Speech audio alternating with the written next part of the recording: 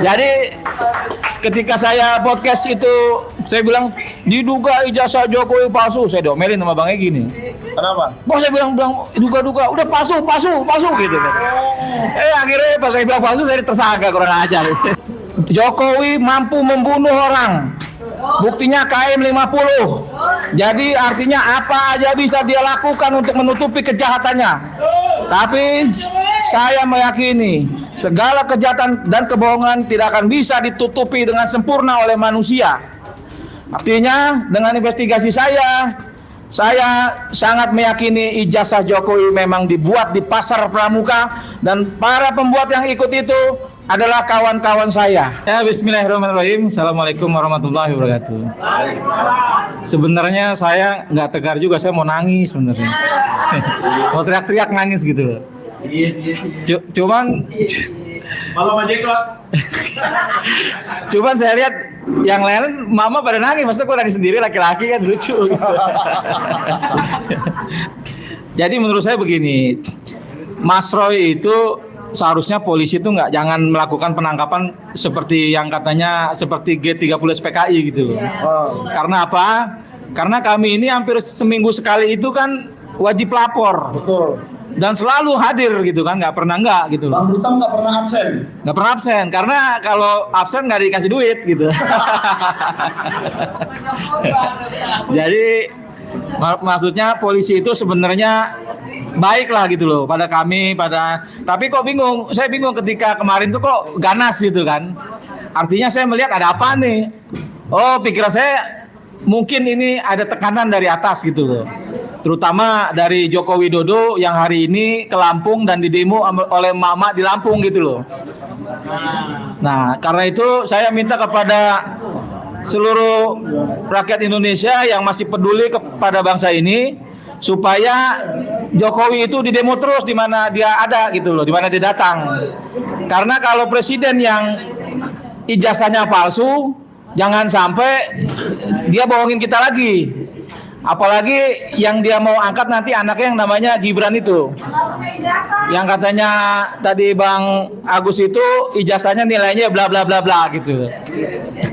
Nah, lanjut. Karena nggak tahu nilai ada apa enggak kan gitu kan. Iya. Nah jadi ketika dia 6 bulan itu, tadi saya mendengar ceritanya 6 bulan itu temannya nggak tahu Gibran ini ada dalam tiap harinya, saya dugaan saya Gibran ini kesana berobat gitu loh. Nah, bukan buat sekolah kalau menurut saya. Karena isu yang berkembang dulu itu kan, menurut keyakinan saya, informasinya itu Gibran ini kan terkena narkoboy gitu loh. Nah, jadi dugaan saya seperti itu. Kok dugaan. Tapi adalah sentingan-sentingan kabar dulu waktu temen senior saya ngomong dia pernah berobat di Pondok Indah gitu loh. Adalah masuk di telinga saya. Tapi itu anggaplah itu urusan nanti ke depan di 2029 ya. Saya yakin juga dengan adanya ijazah palsu Gibran yang terbongkar ini, ijazah yang tidak ada ini, saya rasa Gibran sulit lah untuk maju lah. Mendingan diganti lah sama Jokowi lagi gitu. Nah, jadi ketika ijazah itu mulai ramai, saya korlap waktu itu ke Solo. Saya kaget juga, kok saya jadi tersangka gitu loh. Padahal sih saya orang baik gitu loh. Artinya saya nggak macem-macem gitu. Emangnya Pak Lusuro bukan orang baik? Ya lebih baik saya gitu loh. Karena saya kan cuma teriak-teriak Jokowi jasanya palsu, Jokowi jasa palsu. Tiba-tiba saya jadi tersangka gitu loh. Padahal yang ngajarin saya Egy Sujana itu. yang suruh bilang, yang bilangnya katanya, saya masih bilang diduga, saya diomelin sama Bang Egy waktu itu kan. Coba diulang siapa tadi? Egy Sujana.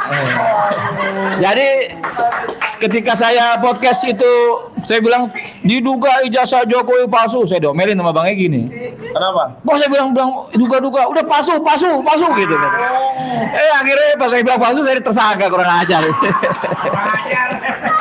Katanya Bang Egy sekarang ke Solo. Lebih kurang ajar mana gitu. Nah, tapi Bang Rustam nggak tahu ya waktu Bang Egy ke Solo itu sama Damai Hari Lubis. Oh, saya nggak tahu. Kalau saya tahu saya ikut pasti.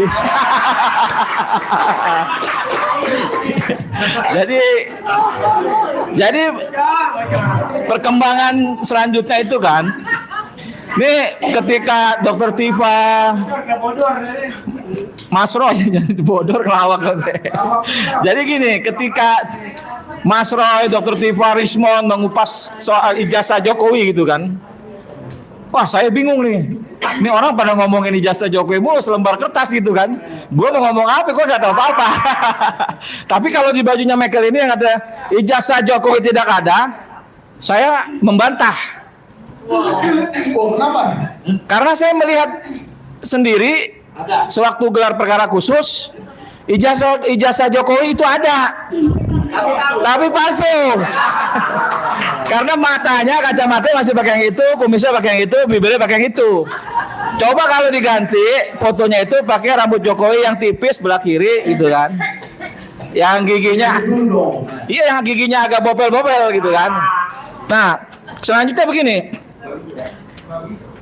Inilah yang membuat saya itu mencari jalannya gitu loh. Ketika saya melihat ijazah itu, emang ijazah itu agak berbeda. Saya jarak 1 meter setengah saya udah intip aja gini, ting gitu kan. Wah, ini mah palsu. Saya bilang sama polisi, polisi ini palsu nih, saya bilang. Betul. Bisa tahu dari jarak semeter, Bang? Iya, karena kan pertama fotonya itu. Kedua itu saya melihat kok kertas ijazahnya kayak putih gitu loh. Kayak baru ya? Kayak baru. Kalau yang itu kan pasti agak kekuning-kuningan, agak buram gitu kan.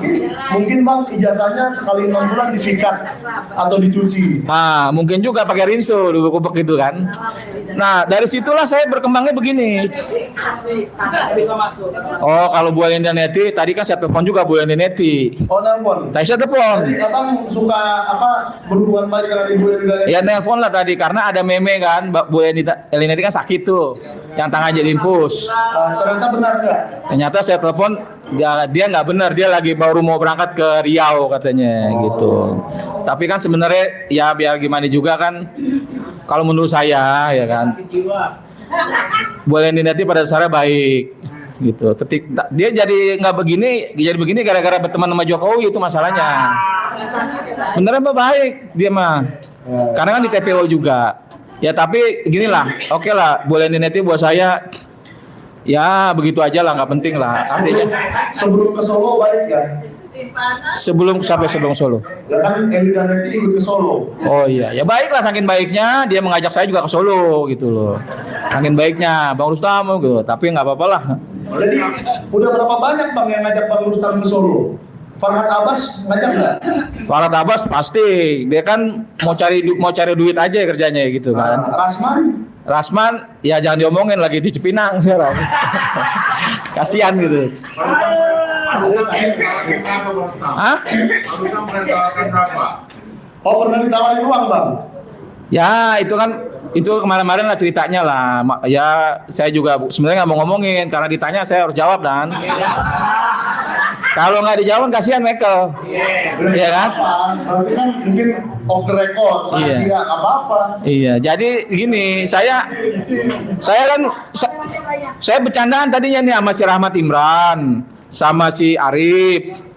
Mau ada jenderal tadinya kan gitu, mau ketemu si Rahmat Imran, suruh saya ketemu jenderal ini, bintang lah katanya gitu kan. Tak bener tangga saya nggak tahu. Ya jenderal pasti bintang sih Bang. Bintang lah. Iya, kan bintang ada juga, ada yang besar dan kecil. Nah jadi tadinya oke, Senin, ternyata Senin belum masuk. Mas Arif itu dengar, dia nelfon Arif nih, si Rahman di rumah saya. Nih Bang Rustam nih mau apa nama? Dia bilang katanya mau RJ gitu. Terus saya bilang, gue mah kalau di bawah 25 apa 30 gue gak mau, gue bilang gitu. 25 30 itu apa? 25M. 25M. Iya kan? Makanya dengan angka segitu banyak yang pengen jadi tersangka juga kayak saya gitu. Nah, tersangka demi 25M. Iya, banyak juga. Kenapa enggak gua aja kayak gitu kan? Bahaya ini. Lanjut. Akhirnya disampaikan ke Rasman. Mas Arif ini nyampein ke Rasman. Nah, pas begitu saya telepon Mas Arif, Mas ini kita bercandaan nih, bilang aja iya kalau si Rahmat Imran ini ngomong sama si Rahmat. Oh iya. Akhirnya dengan kan lagi sakit nih Rahmat Imran nih. Naik motor lah dia sama kakaknya nih ke Ciganjur nih, sakit-sakit dibela-belain gitu kan. Datanglah. Akhirnya Dia ketemu katanya Bang Sam, oh, itu katanya ini kemahalan kalau 25 mah gitu. 25 kemahalan. Iya katanya. Kalau 3 sampai 5 M boleh lah ntar diusahain gitu kan. Oh, 3 sampai 5 M boleh lah gitu ya. Itu berarti dia potong. Nah itu dia. Terus saya gini dong, saya kan bukannya saya nggak punya duit saya banyak gitu kan. Terus saya bilang aja, wah kalau segitu batal saya bilang gitu kan. Padahal kita nggak punya duit juga gitu. Akhirnya besoknya Rasman marah-marah sama saya tuh. Akhirnya Wah begini. News marah-marah. Marah-marah. Saya bilang, kalau nggak mau jangan dipaksa dong saya bilang gitu kan. Saya teringat Bang, waktu itu di Rakyat Bersuara di Ainus, si Rasman atau Farhad ya, saya lupa salah satu. Saya punya Indo A1. Iya. Bentar lagi salah satu dari kalian RD. Iya. Bahkan sedang nego soal jumlah uang. Iya benar. Berarti ini maksudnya. Iya, tapi dia kan saya bohongin kan gitu kan. Boleh dong bohongin orangnya Jokowi ya kan. Masa kita terus ini bohongin. Nah, selanjutnya begini, selanjutnya yang menarik buat saya. Ini ijazah ini kalau menurut saya harus diselesaikan. Ya. Karena saya meyakini ijazah ini palsu, pasti ada yang buat. Ya. Yang buat itu nanti dulu, ini belum dulu. Nah, saya mulai tanya-tanya dong. Ternyata tangan Tuhan ini turun ya kan? Oh, Wah, saya nggak tahu tangan Tuhan turun kayak gimana gede sih kan. Nah, ternyata ada orang perempuan mengaku sama saya.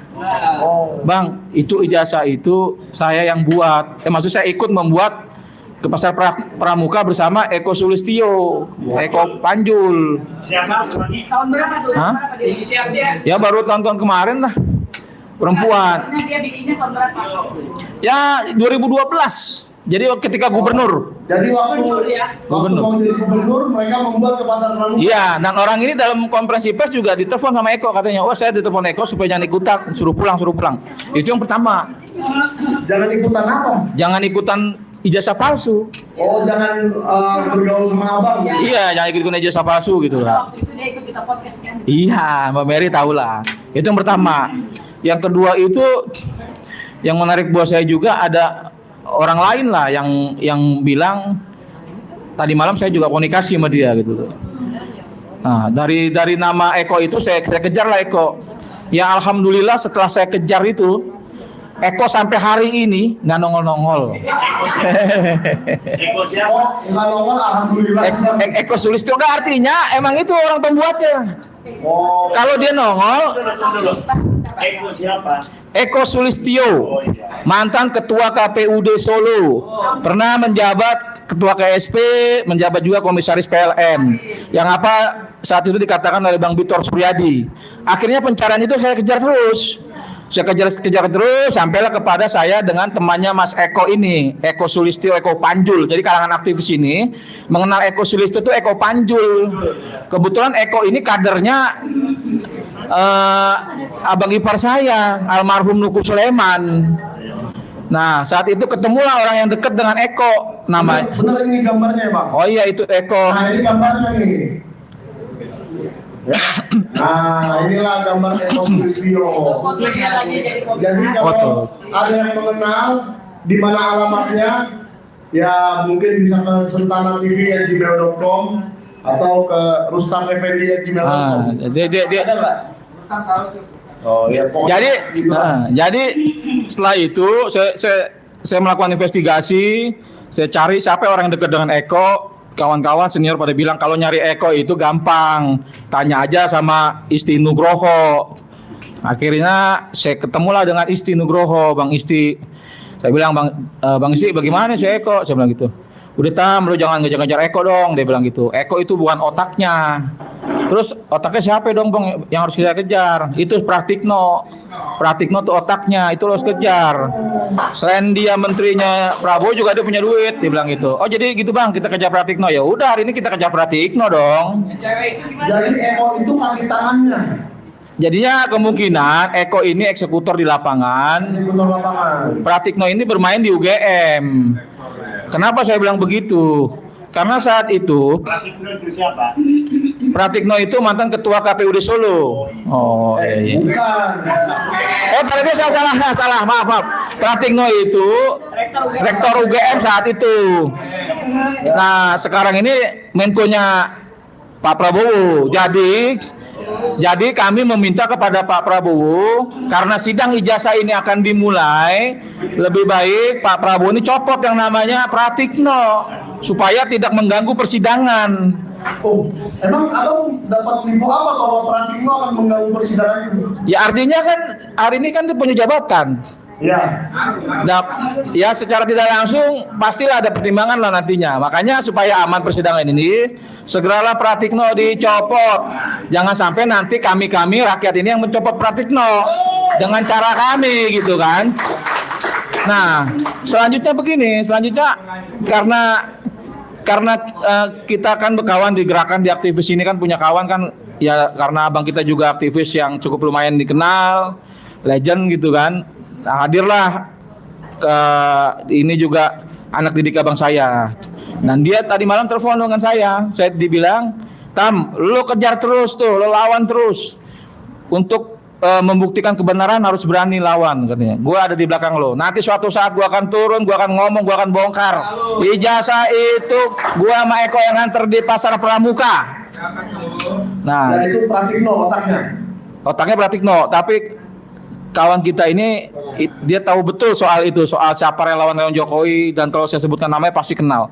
Artinya kepada seluruh rakyat Indonesia yang menonton acara hari ini, kepada kepolisian pun, kejaksaan, harus betul-betul hati-hati memutuskan kasus ijazah Jokowi ini.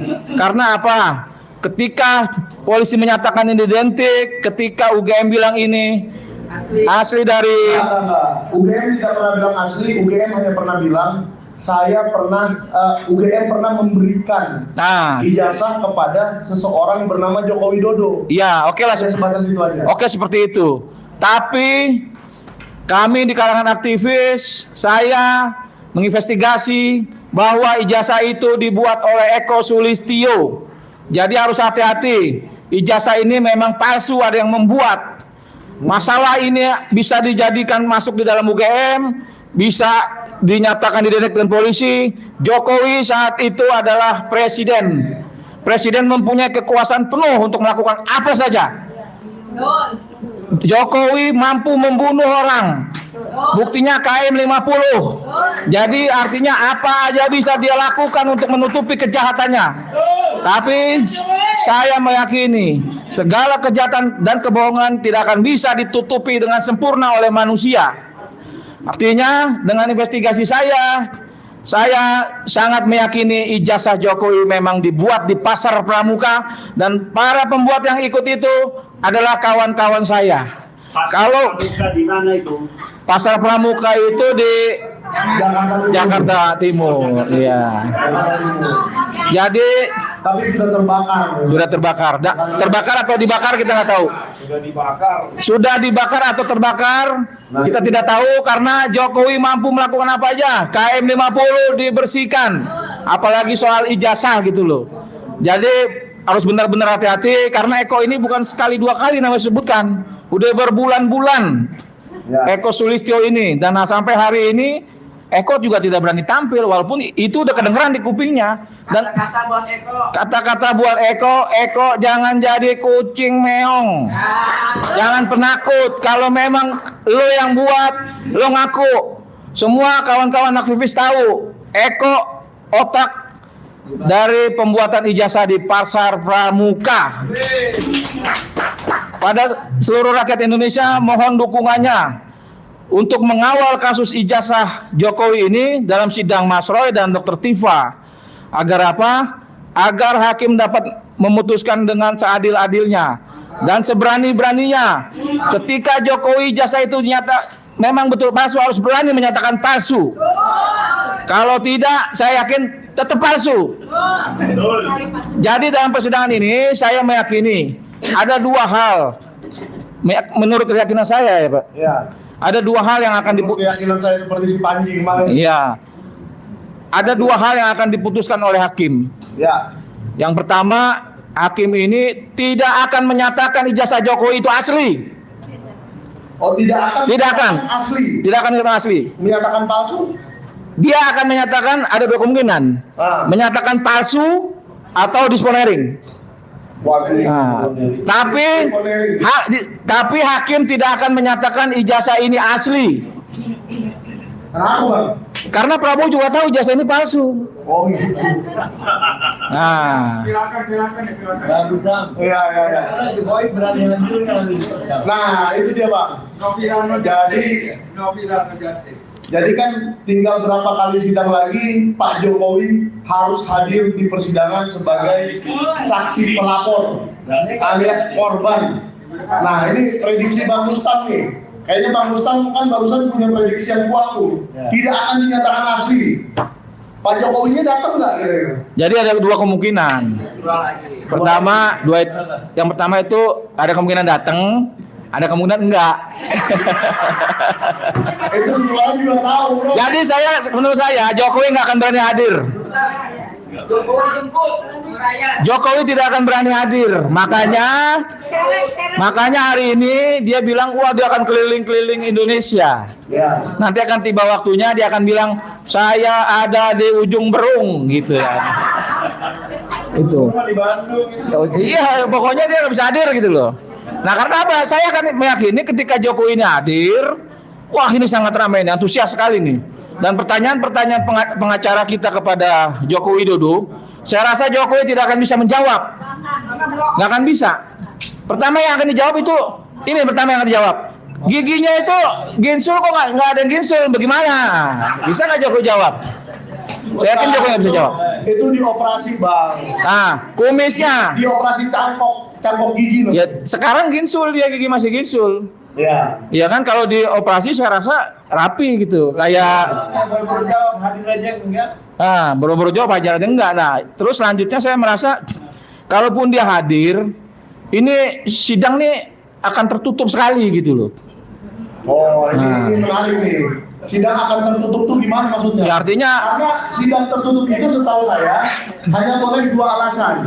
Satu, pelecehan seksual. ya. Dan kedua, anak-anak. Ya. Jadi Jokowi ini pelecehan seksual atau anak-anak menurut Bang Rustam? Pelecehan ijazah. Kalau dibilang anak-anak udah tua ya kan? Iya, udah tua kan. Kalau dibilang- Apakah ini perkara pelecehan seksual bang? Kalau dibilang- sehingga harus ditutup persidangannya. Kalau dibilang pelecehan seksual emangnya dia boti. Gitu. Jadi pokoknya Jokowi akan melakukan alasan apa aja lah yang dia bisa atur supaya dia itu tidak hadir di pengadilan gitu loh. Oh iya. Karena Bapak Iman kemarin saya nonton TV-nya dia ngomong gitu kan, kayaknya mulai agak-agak ini juga dia. Tapi Pak Iman jangan dibawa dulu, kasihan dia. Sebab duitnya habis sama para tabas. Tapi dia sempat bilang, para tabas sempat bilang begini, Pak Iman pelit kata gitu. Cuma ngasih sekian juta gitu. Oh, cuma sekian juta. Iya, para Dia sekian M gitu. Ya namanya juga para tabas. Ya. Nah, jadi saya minta dukungan kepada rakyat Indonesia untuk mengawal kasus ini. Jangan sampai Jokowi ini bertingkah lagi gitu loh. Oke. Karena Jokowi ini nggak tahu diri kalau menurut saya gitu, Mek. Nggak tahu dirinya dalam arti udah nggak jadi presiden, mau ngatur-ngatur Kapolri gitu loh. Iya kan? Mau ngaku-ngaku Kapolri. Ngatur-ngatur Kapolri. Ngatur-ngatur Kapolri. Kalau ngaku Kapolri nggak mungkin lah. Iya, siapa tahu dia pakai baju Kapolri. Kalau saya presidennya mungkin Jokowi saya akan jadi Kapolri gitu. Kalau Jokowi hadir, bagaimana? Ya, Nah. Jokowi hadir, apakah Bang Rustam akan datang menyalami beliau, memberi pesan kepada beliau, Pak? Misalnya begini nih, misalnya Bang Rustam jadi Pak Jokowi nih, saya jadi Bang Rustam. Pak Jokowi, saya RJ lah satu T gitu loh. Oh gitu. Jadi gini, kalau menurut saya, kalau Pak Jokowi hadir, saya nggak mungkin salaman sama Jokowi. Oh nggak mungkin? Nggak mungkin, karena saya lihat video mama aja mau salaman tangannya ditepis begini. Kan gitu. Jadi Jokowi ini milih-milih salaman ternyata gitu loh. Oh gitu? Nah, Saya baru dengar ini Bang. ya ada video sama mau dikasih duit di amplop, tangannya ditepis gitu kan. Oh, Jadi Jokowi ini pencitraannya tuh luar biasa gitu, dan dia nggak, sebenarnya salah dia, kenapa dia nggak melirik kamera sebelah kanan gitu kan. Sebelah kanannya ada kamera, dia nggak tahu gitu kan. ya. Nah kira-kira saya yakin Jokowi nggak akan hadir lah. Nggak akan hadir ya? Nggak akan hadir. Kalaupun hadir, dia pasti akan mengatur sidang ini supaya posisi dia aman. Pertanyaan juga dibatasin, waktu juga dibatasin. Pokoknya membuat dia ini supaya nggak terlihat bodoh gitu loh. Walaupun kita lihat enggak, dia nggak bodoh. Justru karena dia pinter, dia bodohin kita gitu loh. Dengan ijazahnya itu. Kalau menurut saya Bang, kita berkaca kepada persidangannya Kopi Cyanida. Oke. Mereka berusaha membuat sidang ini cepat, Betul. tapi justru karena rakyat terlalu concern dengan itu, terlalu melihat seniority itu, jadi lama. Oh, Jadi iya. puluhan kali sidang. Gitu. Ya kalau perlu Jokowi ini puluhan tahun gitu sidangnya. Biar dia anaknya juga nggak jadi presiden juga gitu. Capek Bang. Nah artinya, Ini sampai puluhan tahun dong kalau gitu. iya nggak apa-apa itu. Hah? Capek. Kan tadi dibilang kalau ke Polda kan dikasih duit, masa capek. Oh. Kalau absen kasih duit, makanya absen terus tiap hari nggak pernah ditunda gitu kan. Nah jadi kira-kira seperti itu. Saya mohon dukungannya untuk Mas Roy dan untuk Tifa agar ijazah ini kita kawal supaya Sekarang sudah datang tamu utama kita. Jauh-jauh dari Bekasi. Ya, Mas Roy. ini dia orang yang akan pra-peradilan di hari Senin besok. Kita tanyai bagaimana kesiapannya, apakah sudah siap menghadapi Jokowi di pengadilan. Kemarin ada penangkapan di jam 7 pagi di hari Jumat dan sampai dilepaskan karena tidak ditahan ya oleh kejaksaan di hari Senin sore. Ya, tepuk tangan semuanya untuk Bapak Roy Suryo. Ayo langsung Pak. Oke, sebentar, saya habisin dulu. Oh ya, abis itu. Saya habisin, ini belum habis. Mas. Enggak, Makan. begitu Pak datang, Pak Iya. Suryo langsung disuruh pergi. Nih. Jangan.